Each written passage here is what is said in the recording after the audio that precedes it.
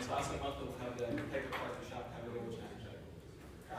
So as being broke college students, most of us don't have a lot of expendable money.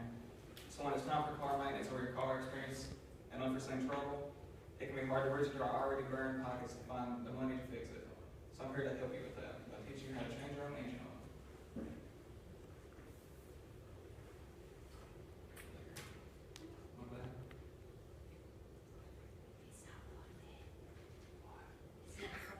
It's not plugged in? It's not.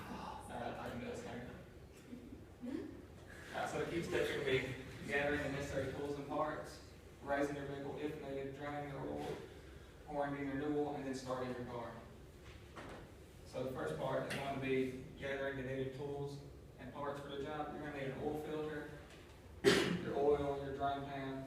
You're going to need either a ratchet set, wrench, and then I have a few different set of oil filter wrenches here. You have the plier kind, the ratchet kind, and the band type, which is probably the best. It's the easiest to work with.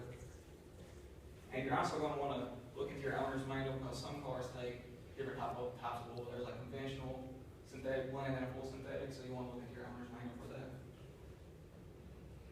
And so, a little bit about jacking up your car. Some cars aren't going to need to be jacked up, say if you drive a truck or a four-wheel drive, you'll be able to crawl up and under it. But say if you have a car that's really low to the ground, you might want to pull it up into a curb or something like that. Would be an easy way to do it so you can crawl up and under it. Or if you need to jack it up, you're going to want to refer to your owner's manual about how to do that to do it safely.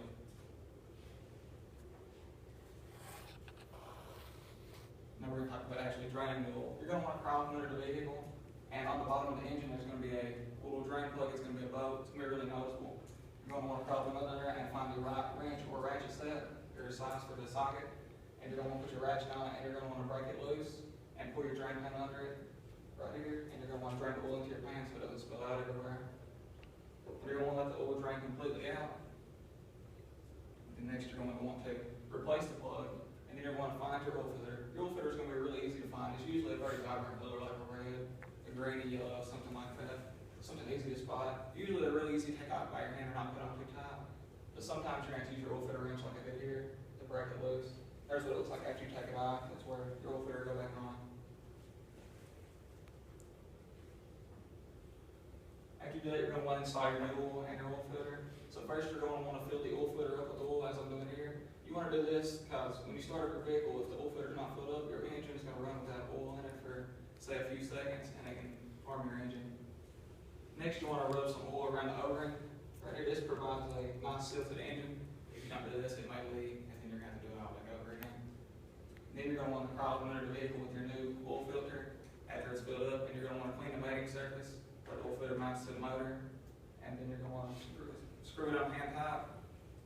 Now, if you want to, you can use your oil filter wrench here and maybe turn it, say, another quarter to a half turn for peace of mind, just so you know it won't leak. Then next, you're going to go up to the top side of the engine and pour in the oil where the oil fill cap is. After that, you're going to want to start up the engine. But first, you're going to want to clean up your tools in your hands because changing oil is really messy. It's going to get everywhere. So you want to clean everything up so that it'll be clean next time you do it. Next, you want to jump into the driver's seat, start up the engine, and allow it to come up to operating temp. If you don't let it come up to operating temp, before you take off, you might have an oil leak because as the engine warms up, the oil gets thinner, and it may have an engine leak and you won't know it. And you're going to want to take a 10-minute drive just to make sure that the normal bumps in the road and stuff doesn't knock anything loose. When we get back, you want to check, make sure it's not leaking or anything like that, and then you want to turn off your engine and check the oil level and add it if needed.